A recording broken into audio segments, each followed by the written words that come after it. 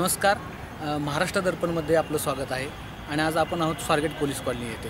Swargate police कॉलनीमध्ये आता गेली काही दिवसापासून विविध कामं झालेली आहेत. म्हणजे ग्राउंड असेल, जिम असेल, महिलांसाठी जिम असेल, पोलीस स्टेशन असेल, स्वारगेट पोलीस स्टेशन असेल, तर विविध सुधारणा, तिथं गेट बनवणं, तिथं आणखीन काही सोयीसुविधा उपलब्ध करून देणं.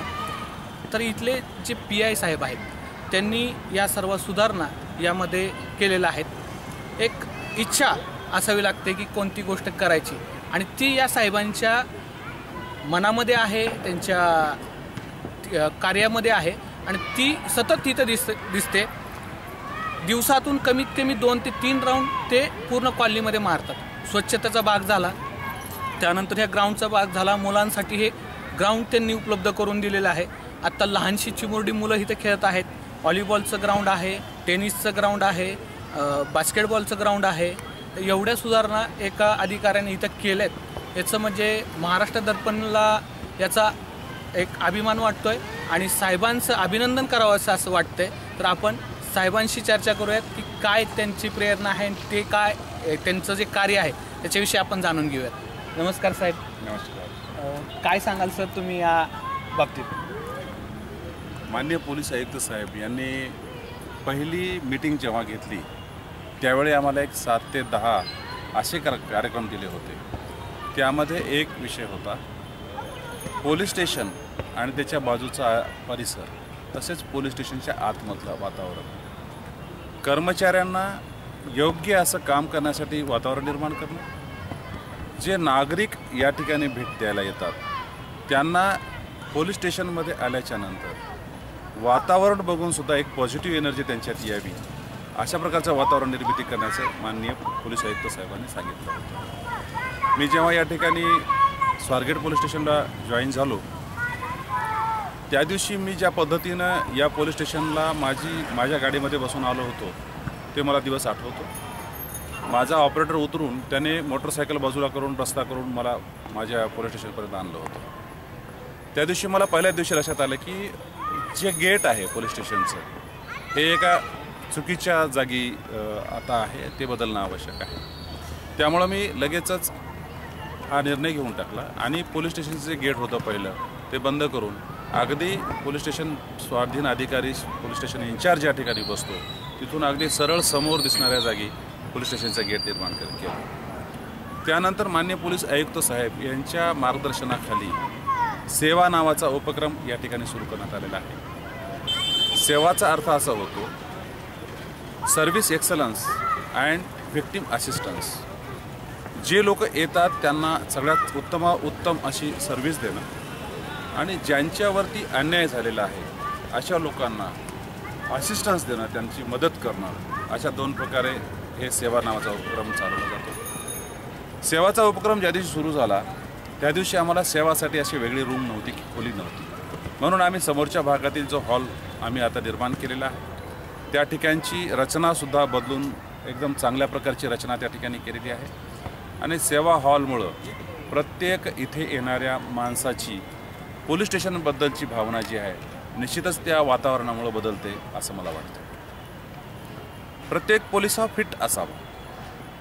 खरं तर ट्रेनिंग देऊनच आम्हाला या डिपार्टमेंटमध्ये घेतलं जातं, परंतु कामाचा ताण आणि न ठरलेले ड्युटी आवर्स, जरी आमची 8 तासाची ड्युटी असेल तर आम्ही कधी 8 तासात ड्युटी संपून आमच्या घरी पोहोचू शकतो. त्यामुळं त्याचे आरोग्यावरती निश्चितच परिणाम होतात आणि ह्याचा परिणाम जो होतो तो शरीर बेडाब बनणे आणि उत्साह नसणे अशा प्रकारचे प्रॉब्लेम्स पोलिसामध्ये येतात.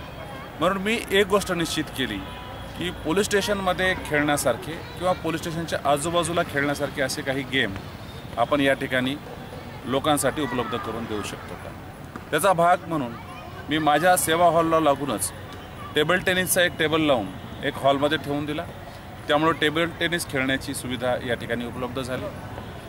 तुम्ही पाहिलं असेल की समोरच्या भागामध्ये झाडं आणि छोटे छोटे प्लॅन्ट्स लावून थोडंसं एक निसर्गरम्य असं जागा निर्माण करण्यात आलेली आहे.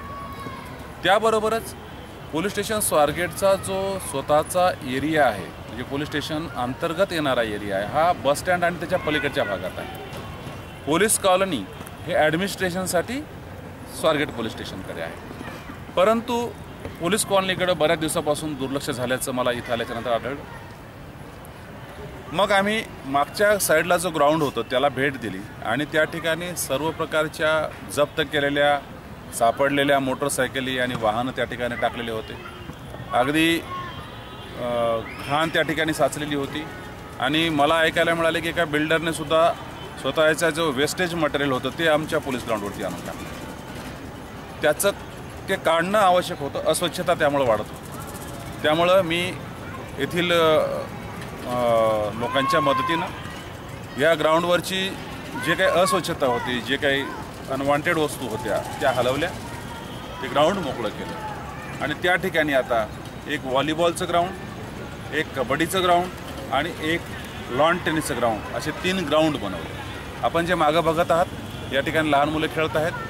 हे सगळे जर तुम्ही पूर्वीची अवस्था पाहिली असेल तर इथं उभं राहण्यासारखी सुद्धा अवस्था नव्हती. परंतु या ठिकाणी आता अतिशय सुंदर असे ग्राउंड तयार करण्यात आलेले आहेत आणि महानगरपालिकेनं मदत करून आम्हाला हे या ठिकाणी प्रकाश योजना करून दिली आहे. त्यामुळं रात्री उशिरापर्यंत जरी कर्मचारी अधिकारी खेळू इच्छित असतील तर त्यांच्यासाठी ही खेळाची क्रीडांगणं या ठिकाणी उपलब्ध झाली आहे. याबरोबरच आणखीन थोड्याच दिवसामध्ये नाना पार्क या ठिकाणी आपण बास्केटबॉलचं ग्राउंड बनवत आहोत.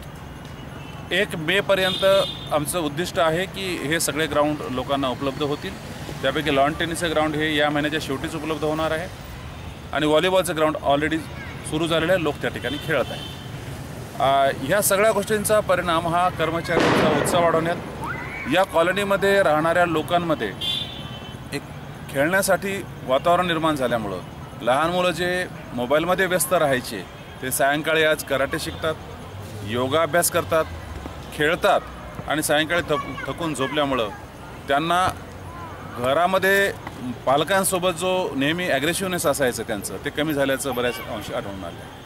येथील लोकांसाठी आम्ही समोरची जो हॉल आहे तो योगासाठी उपलब्ध करून दिलेला आहे आणि ग्राउंडवरती आम्ही हास्य योग या प्रकारचं एक कार्यक्रम चालू केलेला आहे. त्यामुळे सकाळी 7 वाजता जवळपास 50 लोक येऊन हास्य योगाचा सुद्धा लाभ घेतात आणि संध्याकाळचं सायंकाळी डान्सचा एक क्लास सुरू करण्यात आलेला आहे, लहान मुलांसाठी कराट्याचा क्लास सुरू करण्यात आलेला आहे आणि योगाचा हा नित्यक्रमाने चालणारा अभ्यासक्रम या ठिकाणी राबवण्यात आलेला आहे.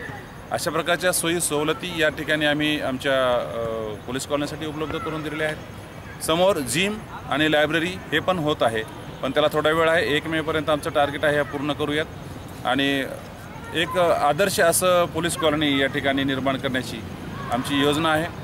बघूया किती यश येते.